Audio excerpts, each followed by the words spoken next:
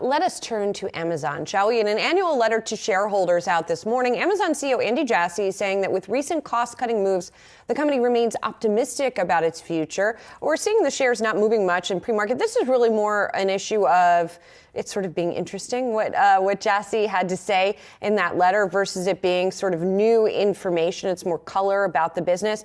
And there were several things that stood out to me. One is the commentary that Jassy made about Amazon Web Services. Of course, it's massive cloud business. He did say that that unit is facing short-term headwinds. What I also like, though, is he puts a new spin on cost cutting. He says customers are looking to cost optimize, right? That is something that they are trying to help customers do.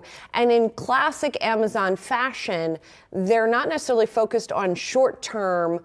They're focused on longer term, holding on to those customers. It sounds like, if I'm reading between the lines here, even if it means sacrificing some short-term profitability. If I'm reading that correctly, he says our AWS sales and support teams are spending much of their time helping customers optimize their AWS spend so they can better weather this uncertain economy. And so, maybe that's an indicator of more of what we could hear on that front. The read-through for me on this, and even with what you had mentioned in kind of the growth that they're talking about in the AWS side and even some of the slowing of that growth perhaps, that they're still trying to sell other elements of their business as a broader Amazon growth story here, which is remarkable when you think about the vast size and scale that a company like Amazon is and the tentacles that it has into both the corporate constructs and the cost structures there, but also into every single household essentially as well in one form or another in the purchasing of anything from groceries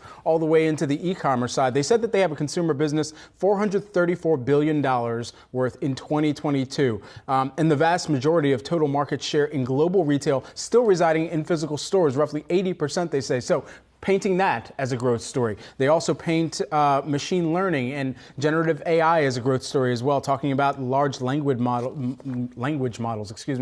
LLMs that we have increasingly discussed as every single seemingly technology company has had to decide one way or another how they're going to market themselves or position themselves around AI. And so where that will play into AWS going to be interesting and perhaps add to that growth story that they're trying to sell, but also even up into space. I think about a company that we've been tracking, of course, because of some of the demise and the bankruptcy that has moved forward in Virgin Orbit, and particularly where Amazon now is perhaps going to try and take some share there where possible. Of course, Blue Origin, one of Jeff Bezos's other children, of course, Jeff Bezos, not the CEO of Amazon anymore, but still as the founder, there is a lot of kind of overlap or at least synergies between the two ideas that he has and how that can come together, where that can be beneficiary for Amazon. And I couldn't help but look at the shares of Vorb this morning, even as Amazon within this annual letter was talking about its own innovation for customers in low Earth orbit satellite systems. And Amazon as a communication services company, is that what we could potentially see them delving further into with an initiative like this as well? A grocer, they're a healthcare company. Why not? Also a space company. One more thing I want to mention from the letter, and that's what Andy Jassy has to say about the future of work, where he really doubles down on being in person at the office, talks about the value of the water cooler effectively, right? Being in person, being at a whiteboard, being able to brainstorm with colleagues. He talks about serendipity, which is always the word I zero in on when I'm talking about in-person work, where you just meet somebody by chance in the hallway, you chat, and then an idea springs from that, which is just not something that naturally happens when you work remotely.